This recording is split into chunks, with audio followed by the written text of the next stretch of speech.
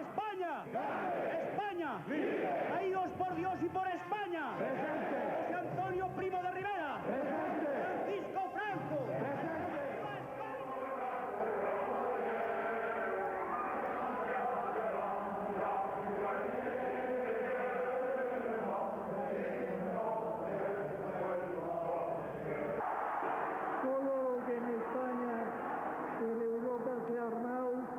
La guerra sucia es un arma que ha utilizado el Estado español contra Euskal Herria ya desde finales del franquismo.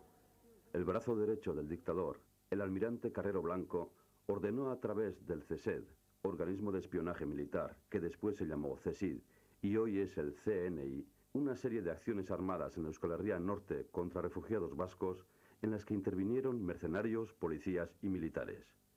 El asunto alcanzó tal nivel que el presidente de Francia, Valéry Giscard d'Estaing, pidió que los españoles arreglaran sus asuntos fuera del suelo francés. ¡Viva España! ¡Viva España!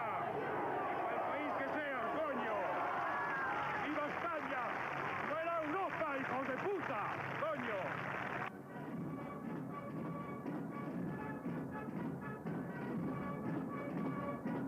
Muerto Franco, la guerra sucia se hizo presente mediante los incontrolados, gentes que desde el anonimato o amparados bajo la capa de los guerrilleros de Cristo Rey, pero siempre con cobertura oficial y total impunidad, actuaron indiscriminadamente contra la población vasca, propinando palizas e incluso asesinando. Después, en la llamada transición democrática, los ultras hicieron su aparición a través de una pléyade de siglas.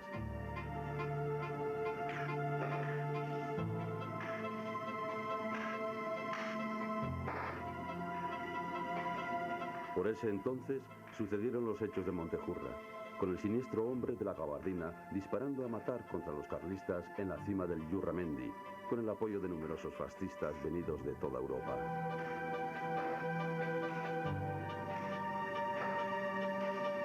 Las conexiones de estos grupos con los aparatos del Estado español, representado por el comisario Roberto Conesa y el policía torturador Antonio González Pacheco, alias Billy el Niño, eran más que notorias.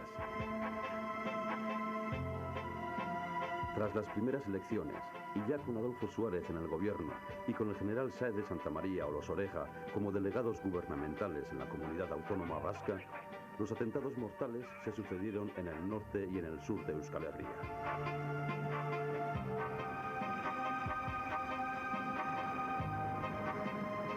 En aquella etapa, con episodios tan luctuosos como los del bar en Vallés, en el que fueron ametrallados indiscriminadamente numerosos ciudadanos vascos, se hizo tristemente célebre el Batallón Vasco Español, que actuó especialmente en el denominado Triángulo de la Muerte, en referencia a la zona comprendida entre las localidades guipuzcoanas de Hernani, Andoain y Urnieta.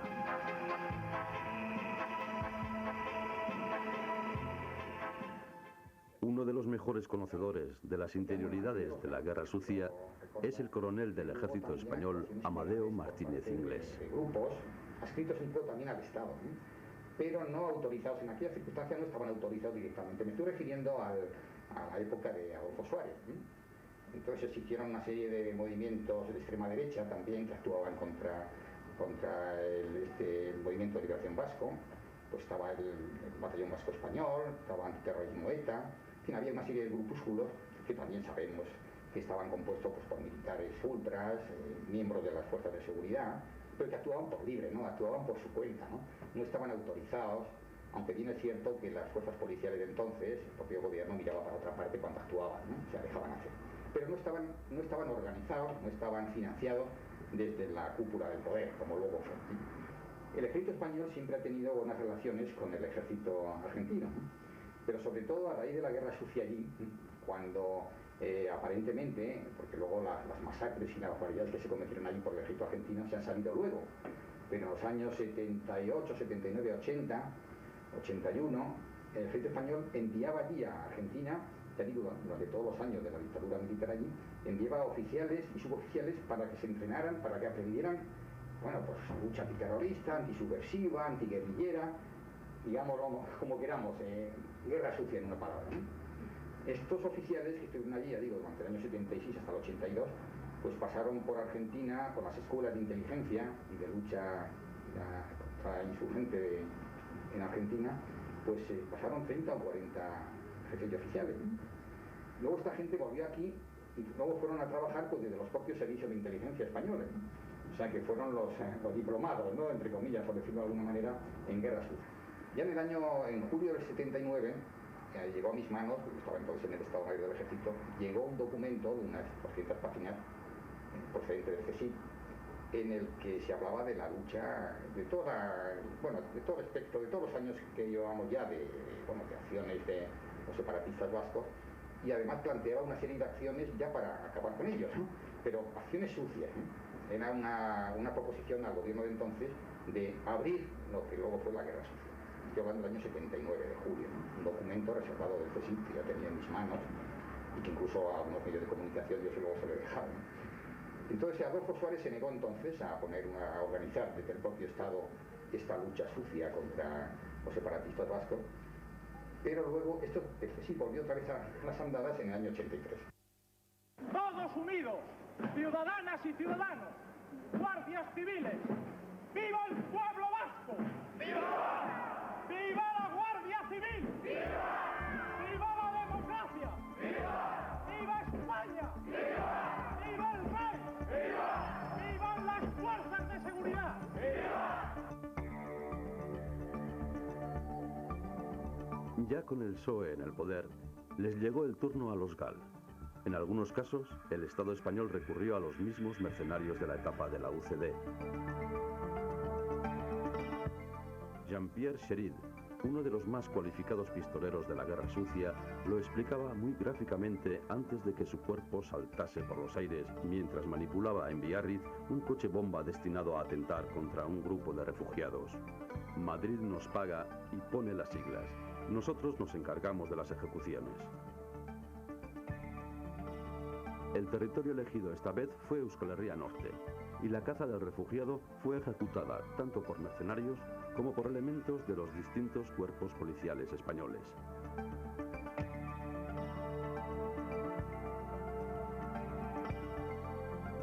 Aunque sin demasiado entusiasmo, el Estado francés fue realizando detenciones de los terroristas a sueldo del Estado español, que solo a final de la etapa del PSOE se vio obligado a proceder judicialmente contra altos cargos políticos y militares.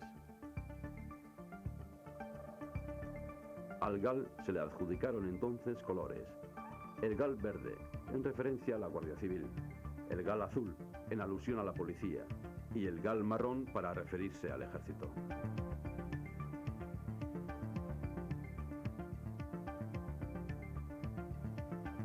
Las distintas etapas de la Guerra Sucia se habían intentado cerrar falsamente con la condena de las tres dobles parejas: Zabala Pitti, Domínguez Amedo y Dorado Bayo. En el año 83 ya ha cambiado el gobierno, es un gobierno socialista, está Felipe González al frente del gobierno, y entonces vuelve otra vez el CSIC a proponer al gobierno el abrir esta guerra sucia contra él. Bueno, entonces Felipe González sabemos que lo acepta porque los hechos son así. Si no lo hubiera aceptado, pues no se hubiera puesto en marcha ese dispositivo, ¿no? En el año 83 todos sabemos que se ponen en marcha los GAL, porque los GAL incluso firmaban con esas siglas, ¿no? Grupos Antiterroristas de Liberación. Y sabemos, porque luego ha salido incluso, ha habido investigaciones del propio juez Garzón, y ha salido en la prensa, en El Mundo, todo luego se ha sabido que había una estructura organizada desde el poder y financiada. Pues ahí están los policías Amedio y Domínguez, estaban ahí con sus tarjetas Visa del Ministerio del Interior, reclutaban a mercenarios, aquí todo esto luego ha salido a la prensa. Hay, sin embargo, muchos episodios de guerra sucia sin aclarar que, por sus características, apuntan a la misma autoría. Las carteras bomba de Musquiz y Archanda, el juguete bomba de la calle Aldama de Donostia, las muertes de los militantes de ETA, Josu Zabala y José Luderesta.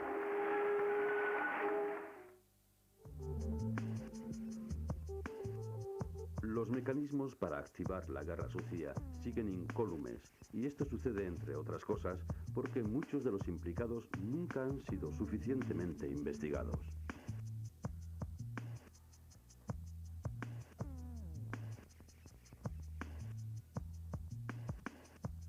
Así, en el nivel más bajo, en que elementos muy operativos en su día, como el exmilitante de los comandos autónomos Julio Cabezas, Escaleras, o Luis Gómez Azcona, jamás fueron investigados. O como en el nivel más alto, en que nadie trató de averiguar qué sabía sobre la guerra sucia la más alta jefatura del Estado, el rey Juan Carlos de Borbón, jefe supremo de los 3 ejércitos. En el combate al terrorismo, debemos felicitarnos del creciente... Solo un militar, el coronel Amadeo Martínez Inglés, se atrevió a plantearlo públicamente en un artículo publicado en Egin bajo el título ¿Qué sabe el rey del GAL? Y el rey, ¿qué sabía el rey de esta guerra sucia, de estos grupos, de estos GAL? Pues yo diría que tenía conocimiento también de esta guerra sucia y que en cierta manera también lo autorizó, porque claro, si no se autoriza, si no se dice nada, pues el que calla otorga, ¿no? Si el rey tenía conocimiento y no lo frenó esto, no le puso el stop, por decirlo de alguna manera, pues lógicamente pues también una autorización tácita, ¿no? ¿Y a través de quién tenía conocimiento el rey de todo esto? Pues lógicamente a través del CSI. El jefe del CSI, que era el teniente general Manglano. El monarca tenía conocimiento exhaustivo de esta guerra, de estos GAL, a través del general Manglano. Eso con total seguridad, porque yo efectivamente no he estado en las conversaciones del general Manglano con el rey, claro, ¿no? Pero sé las veces que despachaba el general Manglano con el rey. Nadie puede pensar que en una cosa tan grave como la de poner en marcha unos grupos antiterroristas ilegales desde el propio Estado, nadie puede pensar por lealtad nada más, ¿no? Por lealtad con el hombre que lo ha puesto ahí, que no le pusieran antecedentes antes de una cosa tan grave que podía involucrar al propio Estado como luego ha sido. O sea, el presidente del gobierno tenía conocimiento y autorizó, lógicamente, porque si no, no se explica cómo iban a hacerlo organismos dependientes de la presidencia del gobierno, como son el Ministerio del Interior, el Ministerio de Defensa y el propio CSI. No se puede explicar que estos organismos actuaran por su cuenta en una cosa tan grave como era organizar unos grupos terroristas de Estado para luchar contra otro terrorismo determinado. Pero lo que no cabe duda es que si tú pones en marcha un grupo de gente con licencia para matar, pues luego, claro, no puedes decir que, mirar para otro lado, decir que tú no tienes ninguna responsabilidad, ¿no? Porque tú has autorizado a que esos grupos se pongan en marcha, ¿no? Y además está demostrado que esos grupos mataron, asesinaron, secuestraron, totalmente fuera de la ley, ¿no? Al final se supo todo salió con el secuestro de que se llama Segundo Marey, me parece, ¿no? Pero eso fue lo de menos, luego fueron la cantidad de asesinatos. Ha salido la cifra de 28, es una cifra también que hay que ponerla en tela de juicio, ¿no? Porque incluso ha habido por ahí también otros atentados, otras desapariciones que nadie ha sabido cómo han sido, ¿no? Quizá fueran algunos más, pero vamos, aunque fueran 28, la verdad es que fue una barbaridad que un Estado democrático y de derecho organizara una guerra sucia y desde el propio Estado, ¿no? Desde las propias instituciones democráticas del Estado.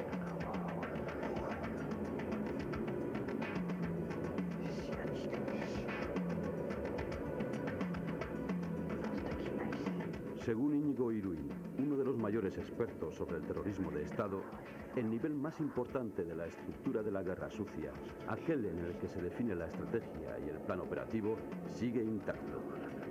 No se ha producido ni una sola depuración.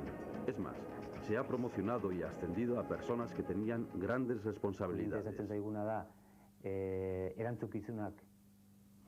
Lo que a nosotros nos interesa es encontrar responsabilidades más arriba, sobre todo en ese segundo nivel. Esto por una razón, porque es el único modo de obstaculizar o poder evitar que surja una nueva generación de guerra sucia.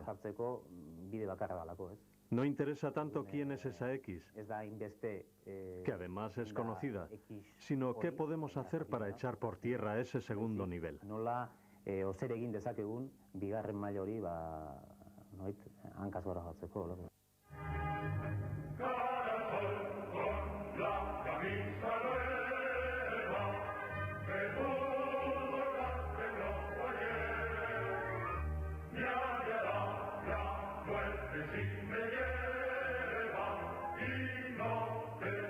En todas las etapas de la guerra sucia, los grupos ultra, como los falangistas, tuvieron un papel protagonista destacado.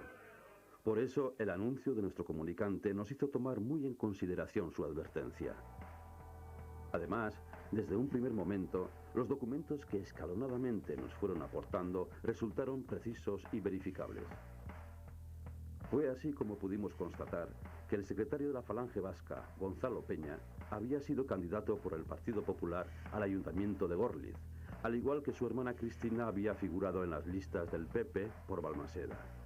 Ambos mantenían, además, una estrecha amistad con Antonio Basagoiti, dirigente vizcaíno del PP.